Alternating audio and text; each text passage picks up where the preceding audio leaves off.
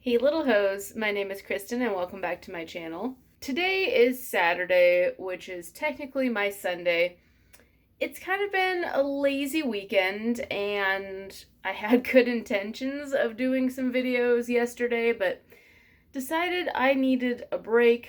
It's been a very rough couple of weeks and I just needed to relax and get my head back in the game and refresh. So I didn't, but today I have a burst of energy between lounging on the couch watching Gilmore Girls and drinking hard seltzer, and thought I would do just a quick sort of vloggy video today on what I'm doing. At the moment, I feel kind of inspired to try and get my... Is that right, Mama? The cat's yelling at me. I felt inspired to try and tackle some of my problem areas, namely the bench with all the plants. I had a few things up here that were just ugly, needed repotting / were dropping all of their leaves, so I'll show you those in a bit, but I just got this cleaned off and I'm probably going to try and clean this off too. I really want to get a shop vac for in here, primarily in here, but really everywhere. Something with a really nice small suction head. That sounds awful. Something I can kind of easily maneuver between my potted plants to get all the dirt and debris and cat hair that's everywhere. Just to try and keep it a bit tidier, so still looking for a good one. Any recommendations are very welcome. Something small and easy to stuff in the closet. I also had this rack, pretty much majority of it was Hoya, and I decided I don't really like it anymore. It's kind of a bad spot and I want to put a shoe rack here. So I cleaned this off and I'm probably either just gonna give it to a friend or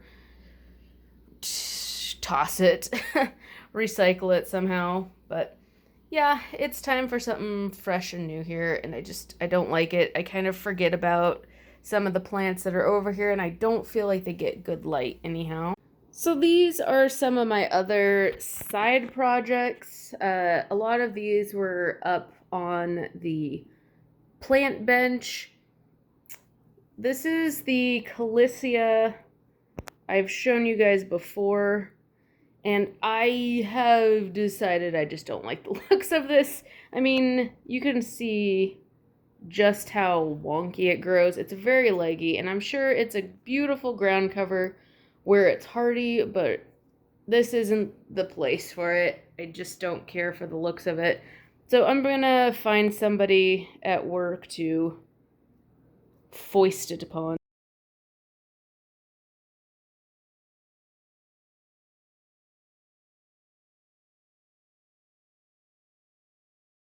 This little dude right here, if I can focus on it, is my Jatropha podagrica. And it's supposed to be a really chubby caudex, and it just has never gotten to that point. And I'm not sure why. I think it really needs to be repotted. The soil is really old, so he needs a refresher. This guy needs a refresher. This is a parallel peperomia, and long overdue for a repotting. I still debate if I like it or not, but it's one of those plants that I can totally forget about and it will be okay with neglect for a long time. So I think I'll keep it around just for that. Say goodbye, folks. Kiss this little asshole goodbye. I am done looking at it. This is the Ripsaliadopsis rosea. It's just always looked like this. It's never gotten better. There's maybe one point when I first got it that it was perky, but now it's always wilty, and I've said it before, I don't know if it's too much water, not enough water. I try both ways and it's unhappy, so it's just time to go. It makes me unhappy looking at it, so it's time to go. This is my Dichia silver nickel, also super overdue for a repotting. I mean, I just pull up and it's very root bound, so I'm gonna get it a really nice larger pot and hopefully it will start to grow out more. This sad dude is the Portulacara afra. I think they also call it like a mini jade. This guy recently defoliated like a ton, and I have seen this happen before with jades in winter. Sometimes they just lose their leaves. It's definitely in need of some fresh soil, some fluffing up, and I think that it will recover nicely. The stems are still really plump. And then this is my Cissus albonitens. Again, he's kind of suffering from the lack of humidity. Cissus really do require it to do well.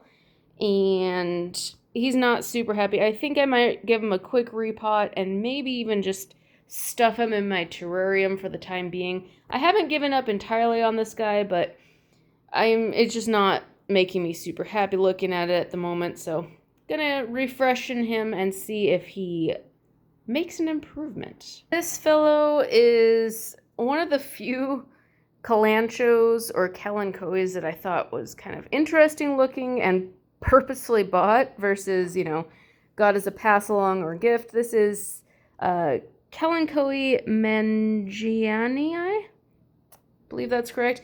Has some really beautiful flowers when it's more mature. It's been having issues since I got it. I got this from Glasshouse Works a couple of years ago. It got scale at some point in its life, and I really had to work at getting rid of it. But it seems, knock on wood, to not be having troubles with it this winter, but it's just defoliating quite a bit. So I'm taking it down from its little hanging planter and going to put it under one of my grow lights under the bench. Hopefully that will maybe increase some of the new growth that I see happening in here.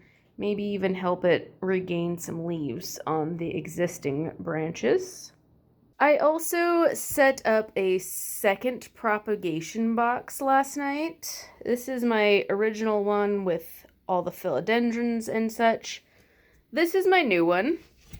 And these are my accidental varicosum cuttings. If you guys watch my Instagram stories, you'll see that the other day I had good intentions with my varicosum. It succumbed to spider mites really suddenly, and I didn't notice any for the longest time. I had a suspicion it might, but then just one day, two of the leaves in the midsection just started to yellow and look sickly. I took a look at it, and sure enough, absolutely coated in spider mites. So I sprayed it with spinosad, a Captain Jack's dead bug to be specific. Those leaves yellowed and fell off. Well, I decided to give it a shower and just sort of wet the leaves down, clean off as much spider mites, and then when it was dry, I sprayed again with the spinosad. And yeah, best intentions, but the showerhead crashed down and split the varicosum. So I had to take cuttings of it, and I'm kind of just left with a stumpy little nub in the original pot. That guy, I'll probably just wait a while and then repot altogether. Maybe something a little bit bigger. But here are my varicosum cuttings. I ended up taking like a really long one and then a second kind of long one too. And I'll probably end up with a bunch of little plants to either sell and or fill the rest of the pot with. Then I have my philodendron fibrosum. I was just tired of looking at it in the little makeshift greenhouse not doing anything, so I figured what's the worst that could happen. There wasn't much root system on it, and since I put it here last night, it looks like a new leaf wants to emerge. So maybe this is just one of those guys that needs like a terrarium to be happy. And then I threw some Hoyas in here. I'm feeling miserably at them. I thought I was doing so great, and then they started to show signs of needing water. I watered them, and then they quickly defoliated and possibly are dying. So they're in here just to maybe get some humidity and recover. If not, this is it, guys. Mark this in your calendars. This is the day I wash my hands of Hoya. Busy, lazy self, all rolled into one nougaty little bite. Did not get that posted in a timely fashion, but I think I will include it just to show you what I have been up to planty-wise, and also show you what I'm going to be doing today. Honestly, it's just little things, but they need to get done, and I thought I would update you as to what I'm doing. So in a rare burst of energy last night after work, I got a few cuttings potted up. A Peru that had some decent roots, and then this Histatum. The other Histatum doesn't have quite as much root system and no new growth like this, so I'm going to leave it be for a bit. And then the little Epipremnum Shangri-La. Got those done last night.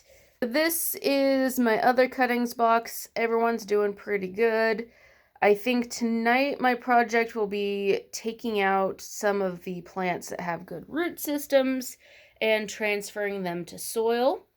And just like the other guys I showed you a minute ago, I think I'll probably keep them in the box, newly planted in soil, just so that they have time to kind of recover and bounce back and transition to soil before I stress them out farther by taking them out of this humid environment. Also, this is my Monstera aidan sonia cuttings. Some took well to being chop and propped, some did not. So I'm going to go through here, pick out the bad ones, maybe even put some perlite in here instead of just plain old water. I did notice that the node cuttings I took and put in perlite are doing the best and sending out some good roots.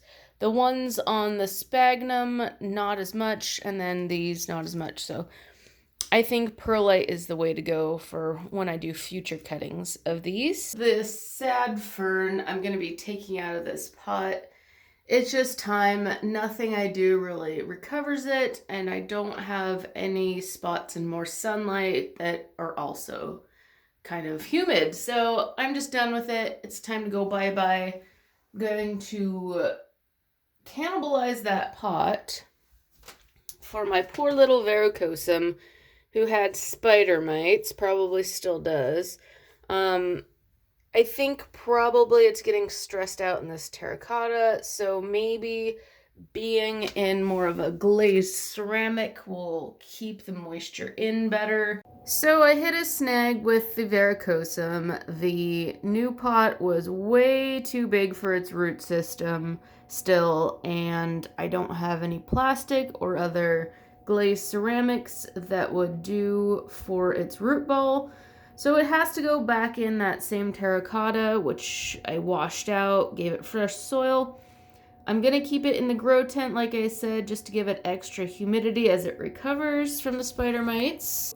I also noticed my gloriosum has some spider mite issues going on, so I'm going to be giving both a quick spray down with the spinosad. And because it's one of my most favorite places in the house and I love seeing plants here, I moved this silver sword into the spot that the varicosum used to be in, and I'm digging it. I haven't had time to really appreciate this dude up close. Alright, I did what I said I was going to do. I moved the Aidensonii to damp perlite. Upon further inspection, there were quite a few roots developing in the water. but unfortunately there wasn't much space on the counter in the bathroom, what with the hastatum being moved in there. So I decided to put it in the grow tent.